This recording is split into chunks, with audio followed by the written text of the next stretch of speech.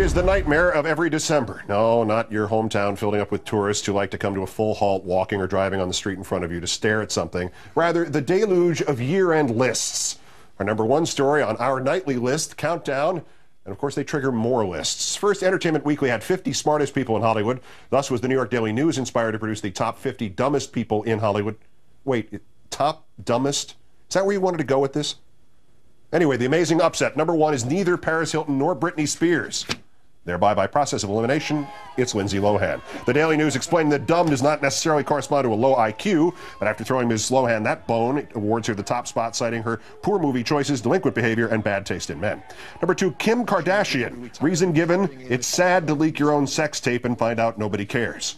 Britney Spears got a pass, numbers 1 through 13, coming in at 14, but the dude who gave the okay for her appearance on MTV was allotted the number 4 spot for his troubles.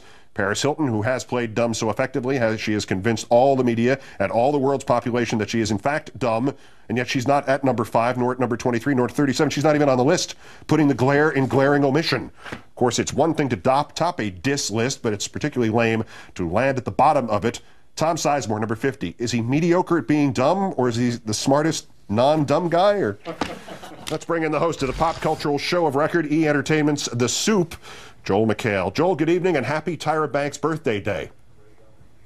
Thank you, Keith. I'm happy to be here, but I'm a little sad I was available because I was sure I was going to get invited to Tyra's birthday party.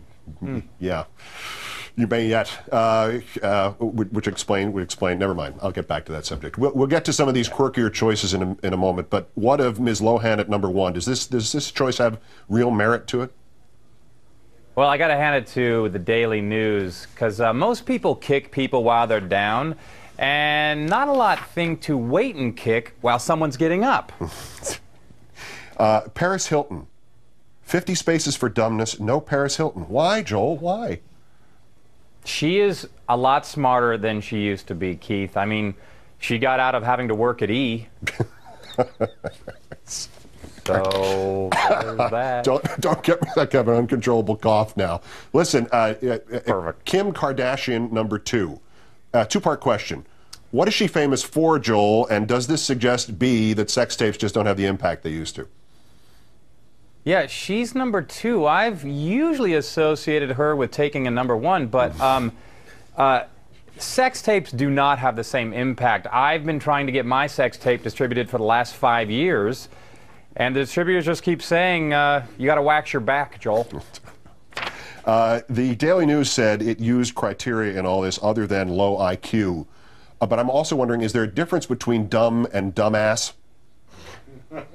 Yeah, dumb is Kelly Pickler going on Are You Smarter Than the Fifth Grader and saying that Europe is a country. Dumb ass is Sherry Shepherd from The View saying she wasn't sure whether the earth was round or not. And stupid dumb ass is that coach from the Ravens who called the timeout on that 4th down after the Ravens defense had already read the Patriots play. Thank you for clearing all those up. Britney Spears and what might be called her satellites, her celebrity satellites, got many of these spots. She's at 14, as we said. The ex-manager who thought that the VMA appearance would be good, that was number 4. Kevin Federline, number 38. His other ex, Shar Jackson, 39. And the possible alleged new baby daddy, J.R. Rodham, lucky number 13. So she gets some sort of like group award. She did pretty well.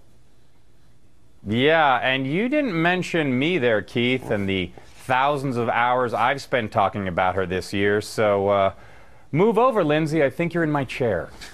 Now, I've got to ask you for, actually, this is informational about number 3, Spencer Pratt from The Hills. How do you get, who in the hell is that? And how do you finish 3rd in anything if somebody can actually say of you, who in the hell is that? Well, clearly, Keith, you are not a female between the ages of 18 and 34. That's okay. I am.